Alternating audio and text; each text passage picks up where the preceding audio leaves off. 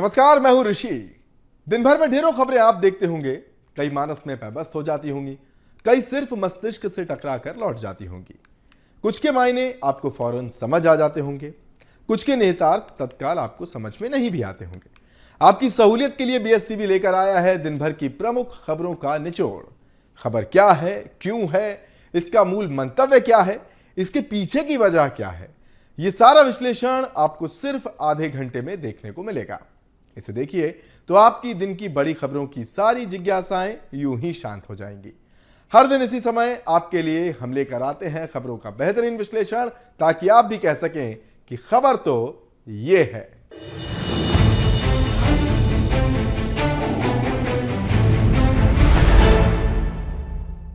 चलिए सबसे पहले एक नजर डाल लेते हैं आज की उन बड़ी खबरों पर जिन पर हम बात करेंगे। सबसे पहले लंदन में सीएम मोहन की विदेश यात्रा क्यों गए सीएम मोहन लंदन और जर्मनी के 6 दिवसीय दौरे पर, इस पर हम बात करेंगे। इसका उद्देश्य क्या है यात्रा का और इससे हासिल क्या होगा। फिर हम बात करेंगे एक अभियान की। अभियान का नाम है हम होंगे कामयाब। महिलाओं और बच्चों की सुरक्षा के लिए किस तरह इस अभियान की शुरुआत हुई है, इसके मायने क्या है, इसका उद्देश्य क्या है, ये सब कुछ बताएंगे आपको हम इस खबर में। फिर बात होगी उपचुनाव के नतीजों से जुड़ी हुई और उपचुनाव में सबसे ज्यादा चर्चा में रहे रामनिवास रावत से जुड़ी हुई एक स्टेटमेंट आज उनका सामने आया है। वो स्टेटमेंट क्या है और उस स्टेटमेंट के मायने क्या है, हालांकि पढ़कर आप थोड़ा सा समझ रहे होंगे, लेकिन फिर भी जो डिटेल्ड चीजें हैं वो हम आपको बताएंगे इसी खबर में कि कहीं तो फोड़ना है ठीक रहा। अगली जो खबर है वो होगी इंदौर से। यूरेशियन ग्रुप की महत्वपूर्ण बैठक इंदौर में चल रही है, पहला दिन उसका, और इस बैठक के पहले दिन क्या कुछ हुआ, कौन कौन पहुंचा, कौन से बड़े स्टेटमेंट्स रहे, ये सब कुछ बताएंगे आपको हम इस खबर के अंतर्गत। फिर बात होगी छत्तीसगढ़ की धान खरीदी की। कैसे एक रिकॉर्ड की तरफ धान खरीदी बढ़ती जा रही है और इस पर सियासत कैसे हो रही है, यह भी इस खबर का हिस्सा होगा, तो देखिएगा इस खबर में। और आखिरी खबर होगी एक घटना से जुड़ी हुई जो आज सामने आई जबलपुर में। सुबह 11:30 बजे ऑर्डिनेंस फैक्ट्री में एक धमाका हो गया, एक कर्मचारी घायल हुआ। इस पूरी घटना के पीछे क्या कारण रहे, क्या कुछ इसमें अपडेट रहा, फिलहाल उसकी स्थिति कैसी है घायल कर्मचारी की, ये सब कुछ आपको बताएंगे हम इस खबर में। तो CM doctor Yadav United kingdom और जर्मनी के 6 दिवसीय दौरे पर हैं, जिसमें दोनों देशों के उद्योगपतियों, व्यापारिक नेताओं और सरकारी प्रतिनिधियों के साथ बातचीत करके मध्य प्रदेश में निवेश के अवसरों को बढ़ाने पर ध्यान केंद्रित किया जाएगा। यह विशेष दौरा, यह कार्यक्रम मध्य प्रदेश में निवेश के विशाल अवसरों को प्रदर्शित करेगा, जिसमें अक्षय ऊर्जा, जिस पर मध्य प्रदेश लगातार काम कर रहा है, इसके अलावा इलेक्ट्रिक वाहन और खाद्य प्रसंस्करण जैसे प्रमुख क्षेत्रों पर प्रकाश डाला जाएगा। इससे उद्योग जगत के नेताओं से जुड़ने, भारतीय प्रवासियों से जुड़ने और यह भी जानने का एक विशेष अवसर मिलेगा कि मध्य प्रदेश किस तरह विकास और नवाचार को आगे बढ़ा रहा है। बीते कुछ महीनों में हम लगातार ये देख रहे हैं कि चाहे नवकरणीय ऊर्जा का विषय हो या फिर निवेश को आमंत्रित करना हो, अलग अलग जगहों पर छोटे छोटे कॉन्फ्रेंसेस के माध्यम से जो प्री इन्वेस्टर समिट इवेंट्स हैं उन्हें लगातार किया जा रहा है। आने वाले समय में यानी अगले साल फरवरी 2025 में ग्लोबल इन्वेस्टर समिट का आयोजन होगा मध्य प्रदेश में, तो उसके पहले के ही ये सारे इवेंट्स और उसी का एक हिस्सा सीएम डॉक्टर मोहन यादव का लंदन और जर्मनी का दौरा। तो यूके दौरे के पहले चरण में सीएम डॉक्टर यादव ब्रिटिश संसद का दौरा करेंगे और साथ ही सोमवार को वो संसद चौक पर महात्मा गांधी की प्रतिमा पर पुष्पांजलि अर्पित करने पहुंचे, जो उनका तय कार्यक्रम था उसके हिसाब से। इसके बाद वो किंग्स क्रॉस और पुनर्विकास स्थलों का भी दौरा करते नजर आए। CM Mohan Yadav United kingdom और जर्मनी के इस 6 दिवसीय यात्रा के दौरान यूके और जर्मनी दोनों ही जगहों पर उद्योगपतियों, व्यापारिक नेताओं और सरकारी प्रतिनिधियों के साथ बातचीत करके मध्य प्रदेश में निवेश के अवसरों को बढ़ाने पर ध्यान केंद्रित करेंगे, जैसा कि हम आपको बार बार बताते जा रहे हैं। इसके अलावा जो उनका मूल कार्यक्रम है वो है औद्योगिक सहयोग बढ़ाने के लिए औद्योगिक संगठनों और उद्योगपतियों के प्रतिनिधियों से मिलकर उन्हें मध्य प्रदेश में निवेश की संभावनाओं पर जानकारी देने और चर्चा करने का भी देखना होगा कि कितना महत्वपूर्ण ये दौरा अपने निष्कर्ष के साथ सामने आता है। मध्य प्रदेश में ये सारी संभावना जिसके बलबूते पर वो देश और दुनिया में बड़े पैमाने पर निवेशकों को आकर्षित कर सके, मुझे इस बात का संतोष है। हमारी सरकार बनने के बाद हमने लगातार औद्योगिकरण की दृष्टि से, और केवल औद्योगिकरण नहीं, टूरिज़्म से लेकर के एजुकेशन, हेल्थ, प्रत्येक सेक्टर में बड़े पैमाने पर हमारे यहाँ संभावना है। ऐसे में मध्य प्रदेश को आगे बढ़ाने के लिए, आर्थिक सुविधाओं के लिए, खास करके हमारे लिए अपनी जन सुविधाओं को पर्याप्त धनराशि के साथ अगर राज्य में इन व्यवस्थाओं को सुव्यवस्थित करना है तो हमें सभी निवेशकों को आमंत्रित करना पड़ेगा। और स्वाभाविक रूप से हमने अपने संभाग स्तरीय जो रीजनल कॉन्क्लेव की है उसकी सफलता के बाद देश में और देश के बाहर दुनिया में, खासकर ब्रिटेन, जर्मनी, ऐसे कई देश हैं जिनके यहाँ बहुत सारे प्रकार से निवेशक हमारे अपने राज्य में भी निवेश करने को तैयार भी हैं। टेक्नोलॉजी है, टेक्नोलॉजी में सभी प्रकार के अलग अलग सेक्टर है जिसमें इसका बड़ा लाभ मिल सकता है। ऐसे में सभी निवेशकों के लिए बेहतर प्लेटफॉर्म उपलब्ध कराने के लिए ग्लोबली जब हम इन्वेस्टर समिट कर रहे हैं भोपाल में, तो हमारा फ़र्ज़ बनेगा कि हम हर जगह अपनी बात रखें। और मुझे इस बात का संतोष है कि आज ब्रिटेन में आए, फिर यहाँ से हम जर्मनी जाएंगे, बाकी समय मिलेगा तो और अन्य देश भी जाएंगे, लेकिन मध्य प्रदेश को आगे बढ़ाने के लिए यशस्वी प्रधानमंत्री के नेतृत्व में हम लगातार प्रयास कर रहे हैं। मुझे इस बात का संतोष है, इसकी सफलता भी मिल रही है। मुझे इस बात का संतोष है, आज महात्मा गांधी जी की प्रतिमा पे हमने पुष्पांजलि की है। महात्मा गांधी जी ने आज़ादी के संघर्ष में एक ऐसे अद्वितीय पराक्रम का प्रदर्शन किया था जिसके आधार पर पूरा देश गौरवान्वित होता है। अहिंसा के हथियार से दुनिया की सबसे बड़ी ताकत अंग्रेज़ उनको झुका करके देश की आज़ादी में बड़ा महत्तर उनके अपनी ज़िंदगी का रहा है। ऐसे में हम सब उनको विनम्रता से स्मरण भी कर रहे हैं और उनके बताए मार्ग पर, अहिंसा के मार्ग के आधार पर देश और प्रदेश को आगे बढ़ाने परमात्मा सक्षम करे, मैं कामना भी करता हूँ। सोमवार से मध्य प्रदेश में हम होंगे कामयाब अभियान का आगाज हो गया है। दरअसल ये जो अभियान है ये महिलाओं और बच्चों की सुरक्षा के लिए एक विशेष जागरूकता अभियान के तौर पर शुरू हुआ है।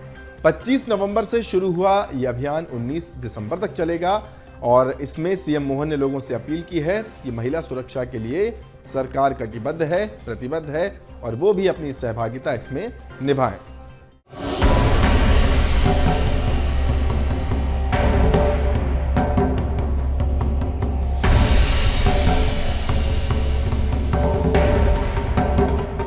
हम होंगे कामयाब अभियान का आगाज, महिला सुरक्षा के लिए विशेष जागरूकता अभियान। 25 नवंबर से 19 दिसंबर तक चलेगा अभियान। सीएम मोहन ने की लोगों से अपील, महिला सुरक्षा के लिए सरकार कटिबद्ध है, प्रतिबद्ध है। मोहन सरकार महिलाओं की सुरक्षा और सम्मान के लिए कटिबद्ध है, प्रतिबद्ध है। यही वजह है कि राजधानी भोपाल से अभियान की शुरुआत हो गई है। प्रदेश में महिलाओं के लिए विशेष जागरूकता अभियान हम होंगे कामयाब चलाया जा रहा है। मुख्यमंत्री ने कहा कि हमारी बेटियों और बहनों की सुरक्षा और सम्मान सुनिश्चित करना बेहद जरूरी है। बेटियों और बहनों की सुरक्षा सम्मान केवल सरकार या पुलिस की जिम्मेदारी नहीं है, बल्कि समाज के हर व्यक्ति की ये जिम्मेदारी है कि वो बहनों की सुरक्षा करे, सम्मान करे। उन्होंने कहा कि 25 नवंबर से 19 दिसंबर तक हम होंगे कामयाब पखवाड़ा मनाने जा रहे हैं। इसमें पुरुष वर्ग की भूमिका ज्यादा अहम है। पुरुष अपनी सोच और व्यवहार में बदलाव लाकर समाज में फैले नकारात्मक दृष्टिकोण को चुनौती दे सकते हैं, जो महिलाओं के प्रति हिंसा का मुख्य कारण है। मुख्यमंत्री डॉक्टर मोहन यादव ने कहा कि हम सब पुरुषों, बेटों की जिम्मेदारी है कि हम अपने समाज और परिवार में अपनी माता बहनों को सुरक्षित रखें और उनकी चिंता करें, उन्हें अपने बराबर समझें। बेटियों और बहनों की सुरक्षा, उनका सम्मान केवल सरकार या पुलिस की जिम्मेदारी नहीं है, बल्कि समाज के हर व्यक्ति की जिम्मेदारी है। इस दृष्टि से 25 नवंबर से 10 दिसंबर 2024 तक हम होंगे कामयाब पखवाड़ा मनाने जा रहे हैं। विशेषकर पुरुष वर्ग की भूमिका इसमें ज़्यादा महत्वपूर्ण है।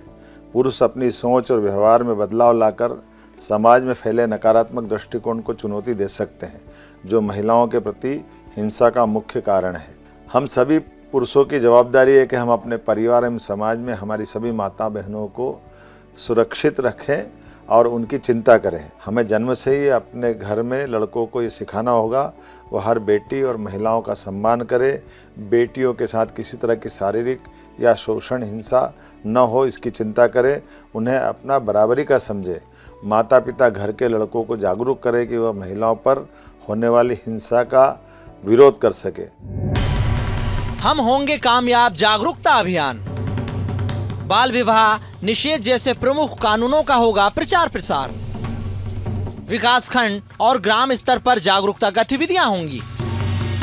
घरेलू हिंसा से महिलाओं की सुरक्षा अधिनियम पर संवाद कार्यक्रम। कानूनी जागरूकता संबंधी कार्यशाला के साथ सेमिनार भी होंगे। काव्य प्रतियोगिता, पीसी और पीएनडीटी एक्ट के प्रति जागरूकता रैली भी होगी। चित्रकला प्रतियोगिता और सामुदायिक चर्चाएं भी होंगी। आपातकालीन हेल्पलाइन एवं साइबर सुरक्षा पर जागरूकता कार्यक्रम। कार्यस्थल पर महिलाओं को यौन उत्पीड़न से सुरक्षा प्रदान करने के बारे में जानकारी दी जाएगी। साइबर सुरक्षा एवं डिजिटल साक्षरता के प्रति जानकारी दी जाएगी। पखवाड़े के अंतिम दिन राज्य स्तरीय समापन कार्यक्रम होगा। स्थानीय जनप्रतिनिधि भी होंगे शामिल। वहीं राजधानी भोपाल में भी विशेष जागरूकता अभियान चलाया गया। हम होंगे कामयाब अभियान का कार्यक्रम हुआ। इस दौरान महिला बाल विकास मंत्री निर्मला भूरिया भी शामिल हुई। उन्होंने अभियान की शुरुआत भी की। इसके साथ ही महिलाओं को जागरूक किया गया। इस अभियान के तहत 15 दिन जागरूकता गतिविधियां आयोजित की जाएंगी। इसमें जो बच्चों और महिलाओं के लिए कई तरह की ऐसा वायलेंस होता है, तो उसकी जागरूकता के लिए हमारे कई तरह की संस्थाएं आज यहाँ है और हमारा ये एक पूरा पखवाड़ा है जिसमें यहाँ बैठ करके ये कि भाई और क्या अच्छा कर सकते हैं उस पर सारी चर्चाएं होंगी और इसको नीचे तक ले जाने का काम करेंगे। और हमारे मुख्यमंत्री जी भी इसमें ये उनका संदेश भी हम लोगों ने दिया है और वो भी चाहते हैं कि जो बच्चियों और महिलाओं के प्रति जो हिंसात्मक चीज़ें होती है उसमें पुरुषों को भी इन्वॉल्व किया जाए और उन्हें भी जागरूक किया जाए। यही इस चीज़ का संदेश है। फिलहाल मध्य प्रदेश में हम होंगे कामयाब अभियान का आगाज हो चुका है। पखवाड़े में विभिन्न विभागों के समन्वय से जागरूकता गतिविधियां चलाई जाएंगी। पखवाड़े में जेंडर संवेदीकरण कंसल्टेशन कार्यक्रम भी होंगे। इसके साथ ही युवाओं के साथ जेंडर आधारित हिंसा, संवाद और जेंडर आधारित हिंसा का मनोवैज्ञानिक प्रभाव के बारे में भी बताया जाएगा। कई विषयों पर चर्चा भी होगी। घरेलू हिंसा से महिलाओं की सुरक्षा अधिनियम पर संवाद कार्यक्रम भी आयोजित किए जाएंगे। कुल मिलाकर अभियान का उद्देश्य यही है कि समाज और परिवार में सभी समानता का माहौल बनाएं। इसके साथ ही बेटे बेटी और महिला पुरुष का भेदभाव भी समाप्त होना चाहिए। महिलाओं के सम्मान और सुरक्षा के लिए समाज, सरकार और कानून सभी का समान रूप से सहयोग बेहद आवश्यक है। तभी हम एक बेहतर समाज का निर्माण कर सकेंगे। Bureau report BSTV। चलिए उपचुनाव के आगे की अब बात करेंगे। विजयपुर विधानसभा के उपचुनाव में हार के बाद रामनिवास रावत का दर्द छलका। उन्होंने कहा कि कुछ लोगों को लगा कि मेरे बीजेपी में आने के बाद उनका सब कुछ खत्म हो जाएगा। उन लोगों ने मुझे हराने में कोई कोर कसर नहीं छोड़ी। ऐसे लोगों ने जनता को भ्रमित किया और मूल भाजपा के लोगों को बरगलाया। दरअसल सोमवार को मीडिया से बातचीत के दौरान रामनिवास रावत से ये पूछा गया था कि इतना काम कराने के बाद भी क्या जनता समझ नहीं पाई। इस सवाल के मायने दो थे। एक तो रामनिवास रावत का उनका खुद का करियर, जो पिछले 6 बार से विधायक इसी क्षेत्र में रहे। दूसरा, चुनाव के ठीक पहले भारतीय जनता पार्टी के द्वारा लगभग 400 करोड़ रुपए की विकास कार्यों की सौगात इस क्षेत्र को देने के बाद भी इसके जवाब में उन्होंने कहा कि जनता न कहे कुछ ही लोग हैं मंत्री पद अर्थात बढ़ता हुआ पद स्वीकार नहीं कर पाए। जनता ने मुझे 93,000 वोट दिए हैं, लेकिन कुछ लोग स्वीकार नहीं कर पाए और उसका नतीजा ये हुआ कि वो हार गए। अब कुछ लोग कहकर रामनिवास रावत किसकी ओर इशारा कर रहे हैं, ये आगे हम बात करेंगे। रावत ने कहा कि मूल भाजपा के लोगों को कहा गया कि ये जीत कर आ गया तो तुम्हारी कौन सुनेगा, अपने आदमियों को देखेगा। ऐसा नहीं है, मैं पूर्ण रूप से भाजपा में शामिल हुआ हूं और भाजपा की रीति नीति और सिद्धांतों पर चलता रहूंगा। ये खबर आपको बताना इसलिए जरूरी थी क्योंकि उपचुनाव के नतीजों के साथ एक चर्चा बड़ी तेजी से चल रही थी और वो चर्चा यही थी कि रामनिवास रावत की हार के कारणों के पीछे क्षेत्र में बीजेपी के बीच भीतरघात और गुटबाजी की आशंकाओं की चर्चा चल रही है। सिंधिया का चुनाव प्रचार में नहीं पहुंचना इसको थोड़ा सा बल देता हुआ दिखाई दिया। तो कुल मिलाकर अब शायद रामनिवास रावत का जो दर्द है वो इस बयान के साथ छल का है और साथ ही उस चर्चा को भी थोड़ा बल मिल रहा है जो चुनाव के नतीजों के साथ क्षेत्र में चल रही थी। कुछ लोगों को ये लगा कि इसके आने के बाद हमारा सब कुछ खत्म हो जाएगा। उन लोगों ने भी पूरी कोर कसर नहीं छोड़ी। जनता को उन्होंने भ्रमित किया और जनता को बरगलाया। जो भाजपा के लोग थे उनको बरगलाया और कहा कि अगर ये जीत के आ गया तो तुम्हारी कौन सुनेगा, अपने आदमियों को देखेगा। चलिए अगली खबर लेंगे इंदौर से। यूरेशियन ग्रुप की अंतर्राष्ट्रीय बैठक सोमवार को इंदौर में शुरू हो चुकी है। इस बैठक में 25 देशों के 200 से ज्यादा प्रतिनिधि भाग ले रहे हैं। सुबह 8 बजे ये बैठक शुरू हुई। मेहमानों का स्वागत मंत्री कैलाश विजयवर्गीय, मेयर पुष्यमित्र भार्गव, सांसद शंकर लालवानी ने किया। इस बैठक का उद्देश्य आतंकवाद के लिए होने वाली फंडिंग, मनी लॉन्ड्रिंग जैसे अपराधों की रोकथाम को लेकर सभी देशों की कारगर रणनीति बनाना है। बैठक में मंत्री विजयवर्गीय ने कहा कि साइबर अपराध देश के लिए बड़ी चुनौती है। अब अपराधी किसी भी देश में बैठकर अपराध को अंजाम दे सकता है। आतंकवादी भी इसे अपना रहे हैं। साइबर अपराध करने वाला अपराधी पुलिस से ज्यादा स्मार्ट है। इन अपराधियों से निपटने के लिए कारगर रणनीति जरूरी है। उन्होंने कहा कि भारत देश धीरे धीरे ताकतवर बन रहा है। भारत हमेशा शांति के प्रयास करता रहा है और आगे भी करता रहेगा। इसके अलावा सांसद शंकर लालवानी ने कहा कि आतंकवाद के लिए होने वाली फंडिंग उसकी रीढ़ है। सभी देशों को मिलकर आतंकवाद की कमर तोड़ने के लिए फंडिंग पर अंकुश लगाना होगा। इससे ही आतंकवाद कमजोर होगा। भारत ने भी इसके लिए काफी प्रयास किए हैं।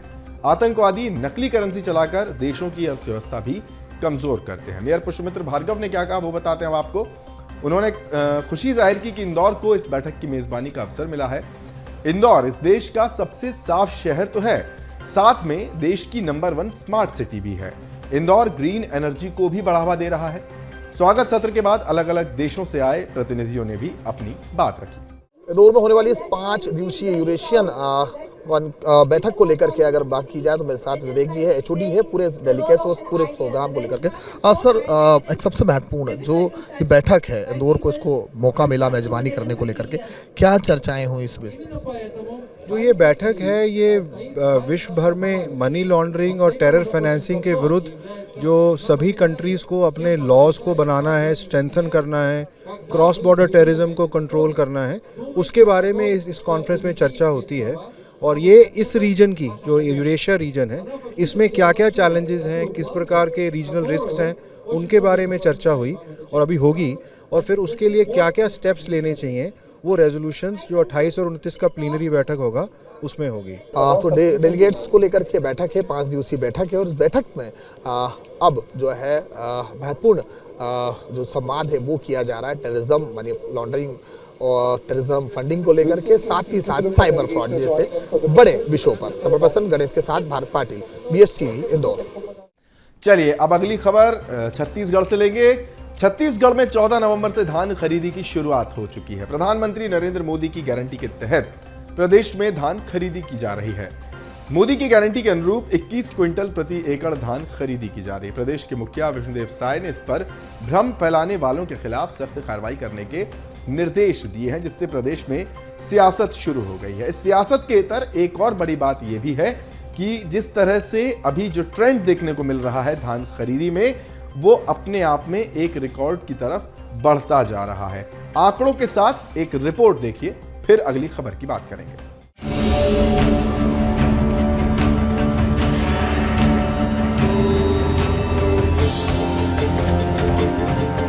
छत्तीसगढ़ में अब तक 6,76,000 मीट्रिक टन धान की खरीदी। अब तक 1.44 लाख से ज्यादा किसानों ने बेचा धान। किसानों को 1,288 करोड़ रुपए से ज्यादा का भुगतान। 3,100 रुपए प्रति क्विंटल समर्थन मूल्य पर धान की खरीदी। प्रति एकड़ 21 क्विंटल धान की खरीदी। 160 लाख मीट्रिक टन धान खरीदी का टारगेट। 27.68 लाख किसानों ने कराया है पंजीयन। 2739 उपार्जन केंद्रों में धान खरीदी। धान खरीदी पर कांग्रेस के सियासी सवाल।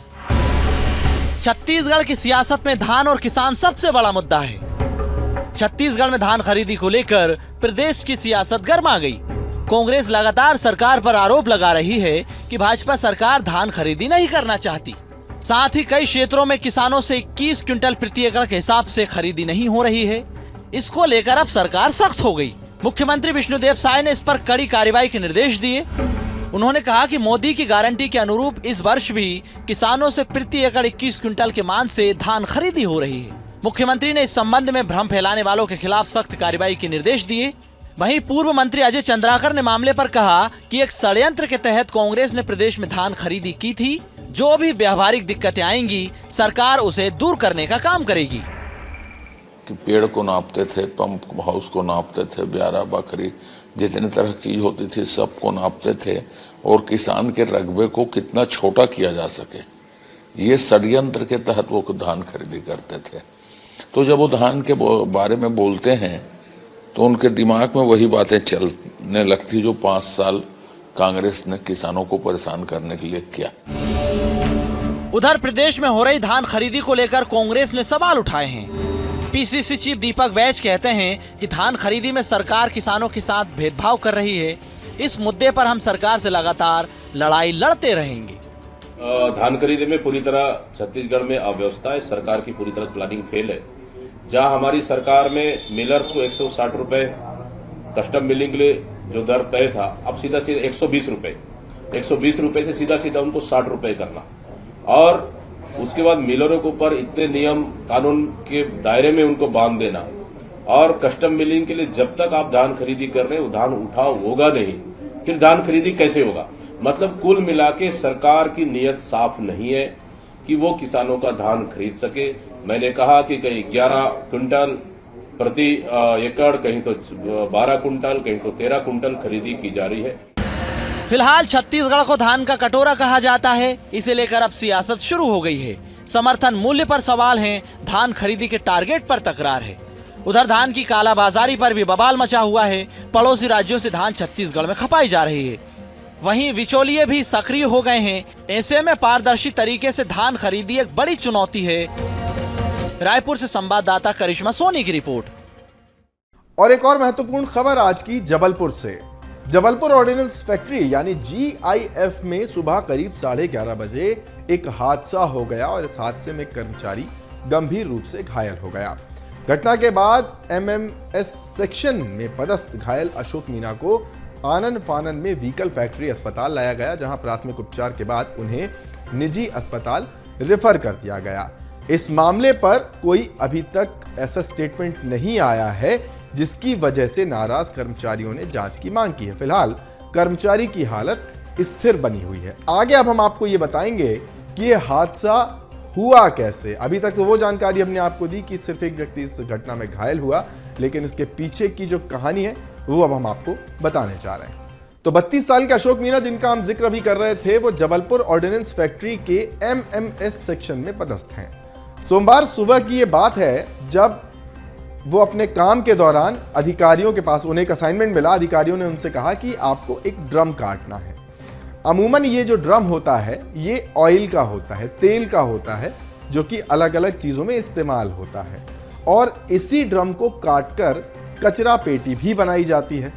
अशोक को ऑयल ड्रम दिया जाना था, लेकिन उसकी जगह उन्हें दिया गया एक थिनर का ड्रम। थिनर जो कि अपने आप में एक ज्वलनशील पदार्थ होता है। जैसे ही अशोक ने वेल्डिंग मशीन से ड्रम काटने की कोशिश की, वो ब्लास्ट हो गया, जिससे उनका पैर बुरी तरह जख्मी हो गया। घायल ने बताया कि उनकी आंखों के सामने अंधेरा छा गया। कुछ थोड़ी देर तक तो कुछ समझ ही नहीं आया कि आखिर हुआ क्या है। पहले इस फैक्ट्री को ग्रे आयरन फाउंड्री यानी GIF के नाम से जाना जाता था। ये पहले व्हीकल फैक्ट्री जबलपुर का ही हिस्सा थी। साल 1973 में से स्वतंत्र आयुध निर्माणी बना दिया गया। GIF में आधुनिक CNC मशीनों से सुसज्जित विनिर्माण सेटअप है। जबलपुर फैक्ट्री को सेना के लिए 3197 बम की बड़ी खेप तैयार करने का ऑर्डर मिला है। एक साल के लिए उत्पादन का लोड भी पूरा हो गया, जिसके चलते कर्मचारियों के सामने लक्ष्य को पूरा करने की चुनौती है। इसी को लेकर कर्मचारियों की नाराजगी भी थोड़ी सी सामने आई थी, क्योंकि तब तक फैक्ट्री की ओर से ऐसा कोई स्टेटमेंट नहीं आया था मामले को लेकर, जिसके चलते नाराज कर्मचारियों का रोष भी देखने को मिला। अचानक एक ब्लास्ट जैसी आवाज़ आई, भगदड़ जैसा माहौल था। हम सब वहाँ पहुँचे और वहाँ पहुँच करके देखा तो हमारे एक साथी कर्मचारी अशोक कुमार मीणा, जो गंभीर रूप से घायल था, उसको तुरंत वहाँ से और तत्काल प्राथमिक उपचार लेने के लिए व्हीकल अस्पताल लाए और वहाँ से आज यहाँ पे जबलपुर अस्पताल में है। तो आज के लिए फिलहाल इतना ही। अगली बार फिर हाजिर होंगे ऐसी कुछ और खबरों के साथ। तब तक के लिए मुझे दीजिए इजाजत। नमस्कार।